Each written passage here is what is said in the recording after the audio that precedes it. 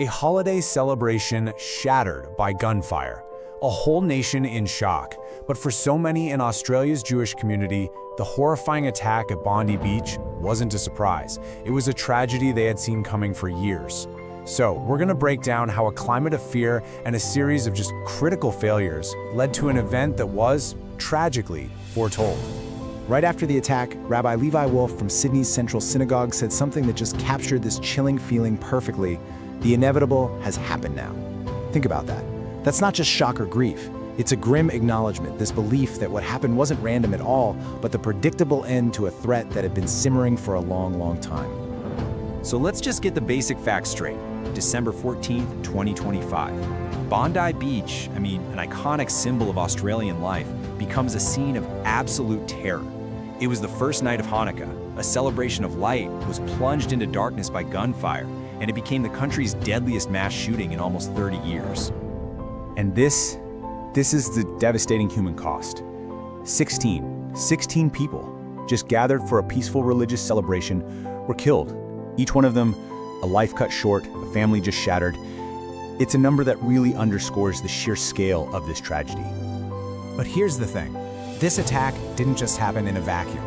To really get what Rabbi Wolf meant by inevitable, we have to look at the climate of fear that had been building and building for months, even years, before a single shot was ever fired. You know, for a long time, leaders in Australia's Jewish community had been sounding the alarm. And they weren't just talking about abstract hate speech online. No, they were warning policymakers about the clear and present danger of exactly this kind of violent attack.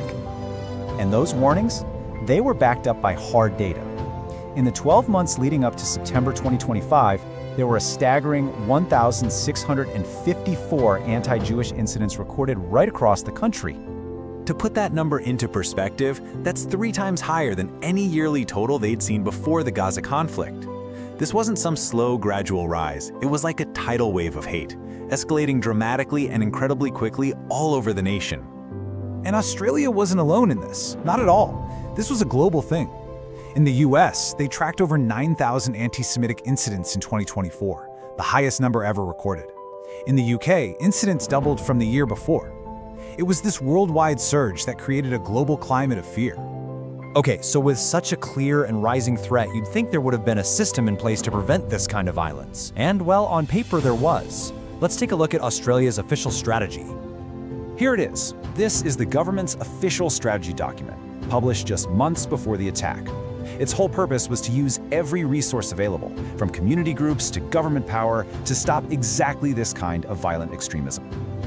The whole strategy was built on a few key ideas. It was all about prevention, protecting young people, tackling all the extremist stuff online, and just managing threats.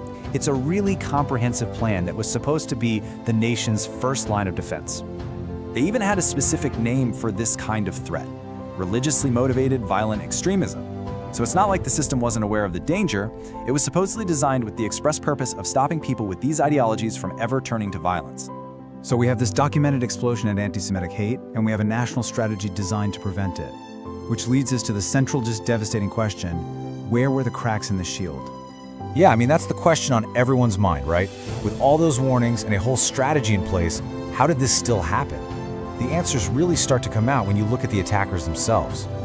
And this is where the system's failures become just shockingly clear. The father, Sajid Akram, he legally owned 6 guns and had been a licensed gun owner for a decade. Meanwhile, his son, Naveed, had actually been on the radar of Australia's top security agency, ASIO. They investigated him for links to an Islamic State cell, but they ended up dropping the surveillance, deciding he was no ongoing threat. Let's just lay this out on a timeline, because it's just unbelievable. In 2019, a potential extremist gets investigated but then cleared. For the entire decade before the attack, his dad is legally buying and owning guns. And this is all happening while anti-Semitic incidents are skyrocketing. Every single point on this timeline was a potential chance to intervene that was just tragically missed. And the failures might not have ended there. Beyond the intelligence and the gun licensing, some really shocking allegations came out about the immediate police response. An eyewitness claimed that for 20 agonizing minutes, officers at the scene froze and didn't return fire. It just raises these profound questions about tactical readiness on the day itself. The failures that led to the Bondi shooting sent immediate shockwaves that went far beyond Australia's borders. The attack served as a brutal global wake-up call. The international reaction was swift and honestly panicked. All across the Western world, security was immediately ramped up at Jewish events over fears of copycat attacks. The incident also drew sharp political fire, with Israeli Prime Minister Benjamin Netanyahu accusing the Australian government's policies of pouring fuel on the anti-Semitic fire. And back home in Australia, the threat is far from over. The national terrorism threat level is still at probable. And just to be crystal clear what that means, it means Australia's own security agencies believe another attack in the next year isn't just possible, but more than 50% likely. Which brings us right back to where we started. You have a community warning of inevitable violence. You have an intelligence agency that had one of the killers on its radar. You have weapons that were all legally obtained. All the signals were there. So we're left with the most difficult question of all. When a tragedy is so clearly foretold, who is responsible for changing the future?